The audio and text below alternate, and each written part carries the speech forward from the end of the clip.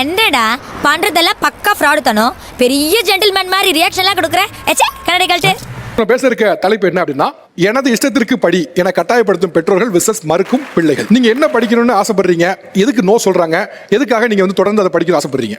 எனக்கு வந்து ஆர்கியாலஜி படிக்கணும்னு ஆசை சின்ன வயசுல இருந்து. ஆமா. உன்னை நான் படிக்க வைக்கிறேன்டா. நீங்க என்ன படிக்கணும்னு ஆசைப்படுறீங்க உங்க பிள்ளை? ஒரு பேசிக்கான ஒரு ஆர்ட்ஸ் டிகிரி படிச்சுட்டு சீக்கிரமா அதுல ஒரு ஏதாவது ஒரு மாஸ்டர்ஸ் பண்ணிட்டு சீக்கிரமா ஒரு ஃபினான்ஷியல் இண்டிபெண்டன்ஸ் கிடைக்கக்கூடிய ஒரு படிப்பு படிச்சா போதும். பேசிக்கா ஒரு பிகாம் முடிச்சுட்டு ஒரு MBA CA அந்த மாதிரி ஏதாவது பண்ணிட்டு டக்குன்னு ஒரு ஜாப்ல இருக்கிற மாதிரியான ஒரு CA எல்லாம் சீக்கிரம் முடியாது தெரியுமா? இல்ல கொஞ்சம் டேலண்டான பிள்ளை தான். இதுக்கான போராட்டங்கள் அதிகமா இருக்கு. இன்னும் சொல்லணும்னா ஆர்கியாலஜி படிக்கிறதுக்கான போராட்டம் அதிகமா இருக்கிறதுனாலயும் நான் வந்து அது வேண்டாம் அப்படின்னு யோசிக்கிறேன். இல்ல ஆர்கியாலஜி போராட்டம்னா சரியா ஜாப் கிடைக்கும் அப்படின்னு நினைக்கிறீங்களா? அப்போஸ் குளுக்கோஸா? அப்போஸ்ங்க, அப்போஸ்னா ஆமான்னு அர்த்தம். Don't know English. Archaeology course இருக்குல்ல, அது என்ன மாதிரியான கோர்ஸ்? அதோட ஜாப் ஆப்பர்ச்சுனிட்டிஸ்ல என்ன, வேலை வாய்ப்புல என்ன இருக்கு? எத்தனை வருஷம் படிக்கணும் ஆக்சுவலி BA வந்து 3 years கோர்ஸ். MA பண்ணணும்னா அது அப்படியே 3rd yearல இருந்து கண்டினியூ ஆகி 2 years MA கோர்ஸ். ரொம்ப கஷ்டம் ப்ரோ, ரொம்ப கஷ்டம் ப்ரோ. இதுக்கு வந்து ஜாப் வந்து ஒன்லி கவர்மெண்ட் சைடு தான் வரும்.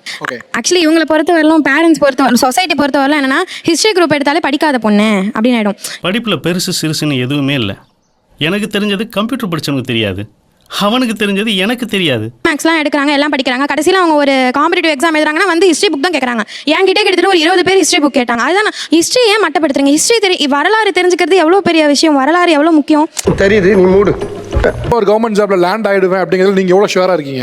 இல்ல இது ஆர்கியாலஜி படிச்சாலே கண்டிப்பாக அந்த ஆர்கியாலஜி டிபார்ட்மெண்ட்லாம் அங்க இப்ப பெருசா இங்கேயே முக்காவாசி யாரும் ஆர்கியாலஜினா நிறைய பேருக்கு என்னன்னே தெரியல.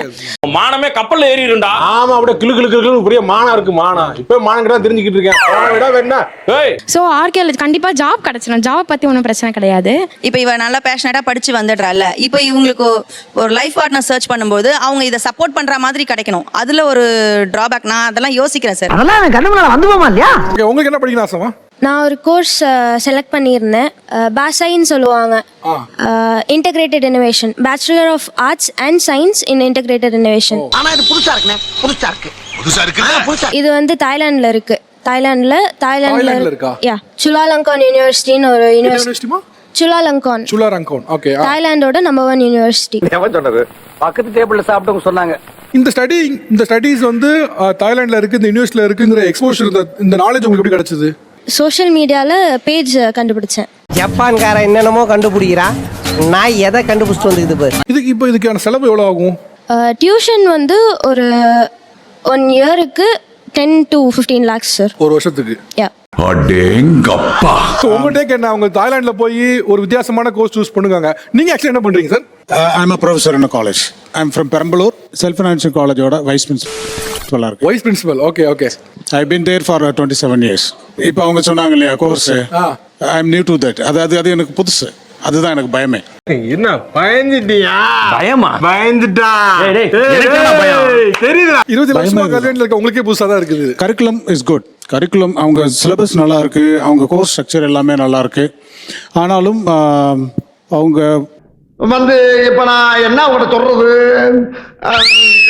2019 தான் ஸ்டார்ட் பண்ணியிருக்காங்க. ஓகே, ரொம்ப நியூ கிட்டத்தட்ட ஒரு 7 years ஆயிருக்கு. இதனுடைய அவுட்கம், அதாவது இந்த கோர்ஸோட அலுமினைஸ்லாம் என்ன மாதிரி ஒர்க் பண்றாங்கன்ற அந்த ஃபீட்பேக் என்னால் கலெக்ட் பண்ண முடியல. கிடைக்கல, தேடிக்கிட்டு இருக்கேன். ஏன்னா இன்னும் அவங்க ஐடென்டிஃபைபிள் பொசிஷனுக்குன்னு யாரும் வரல. ஸோ அது எனக்கு ஒரு பெரிய டவுட்டாகவே இருந்துட்டு இருக்கு. நான் கேட்கறது என்னன்னா, இந்தியாவில் இல்லாத கோர்சஸா?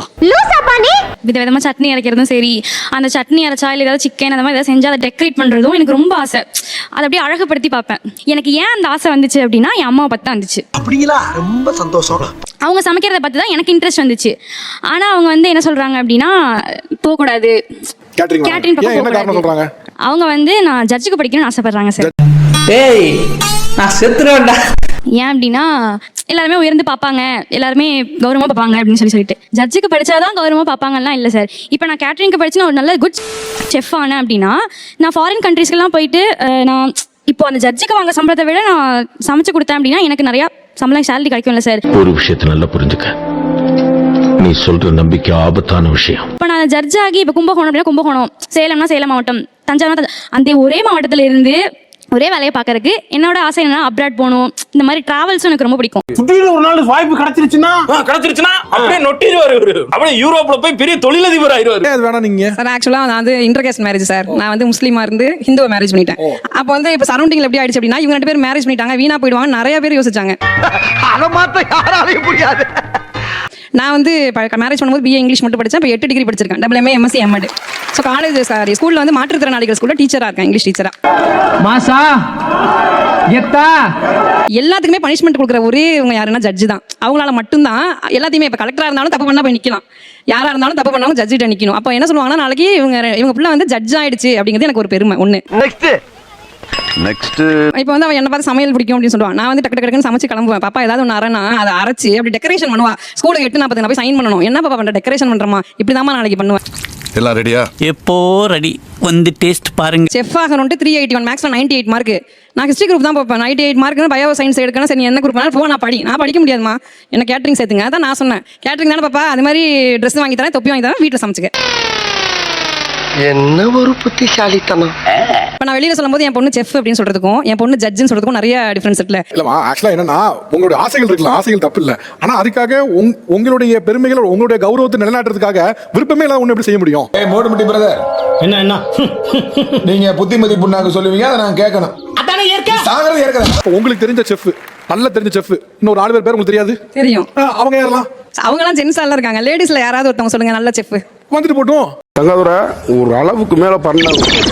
நீங்க என்ன படிக்கணும்னு ஆசைப்படுறீங்க? எதுக்காக நோ சொல்றாங்க? என்ன விஷயத்துக்கு நோ சொல்றாங்க? ஹோட்டல் மேனேஜ்மெண்ட் படிச்சு ஒரு நல்ல ஒரு செஃப்பா இருக்கணும் அப்படிங்கறதான் என்னோட எய்ம், என்னோட ஆசை. எவ்ரிபாடி உங்களுக்கு செஃப் ஆகணும்னு ஆசை? சின்ன வயசுல இருந்தே வந்து அம்மா கூட இருந்து அந்த சின்ன வயசுல கத்துக்கிட்டது, இந்த சமையல் பண்றது இதெல்லாம் பார்த்து அப்படி நம்மளும் அதுல நான் கொஞ்சம் கொஞ்சமா கத்துக்கிட்டு இந்த மாதிரி பண்றது. வீட்டுல வந்து எங்கேயாவது வெளியே போயிட்டாங்கன்னா நானே எல்லாமே சமைச்சு ரெடி பண்ணி வச்சிடுறது. பெரிய பையனை லாயர் ஆகணும்னு தான் ஆசை. இப்போ அவன் வந்து பிஃபார்ம் படிக்கிறான் மெடிக்கல் சம்மந்தமாக. சின்ன பையனையாவது லா படிக்க வச்சிருவோம் அப்படின்ட்டு என்னுடைய ஆசை. அவன் என்னன்னா நான் கேண்டரிங் தான் படிப்பேன் அப்படின்னு சொல்றான். சரிமா, ஓகே. நீங்க லாயர் படிக்கிறீங்க, அவங்க செஃப், அதுல என்ன பிரச்சனை? ஏன் வேற நினைக்கிறீங்க? தெரியல. அந்த மையனை நல்லா படிக்க வச்சுட்டு இந்த மையனை இப்படி கேண்டரிங் ஆக்கிட்டாங்க அப்படின்ட்டு சொல்லிடக்கூடாதுல்ல சார் யாரும்.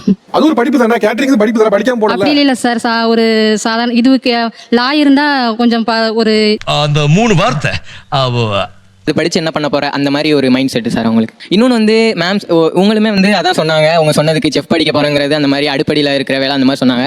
இவங்க சைட்ல இருந்து இப்போ மேம் என்ன சொன்னாங்க அப்படின்னா, என் ஸ்டூடெண்ட் வந்து என்கிட்ட இருந்து சைன் பண்ணி போறப்ப அவங்க வேற இது போறாங்க, நீ ஏமா இதை எடுத்து அப்படிங்க. இது வந்து ஃபர்ஸ்ட் என்னன்னா பேரண்ட்ஸ் கிட்ட ஒன்னே ஒன்று சொல்ல விரும்புறது என்னன்னா, கம்பேர் பண்ணாதீங்க, கம்பேரிசன் வந்து பண்ணாதீங்க. நீங்க மட்டும் தனித்துவமான ஆள் அவங்க சொல்ல.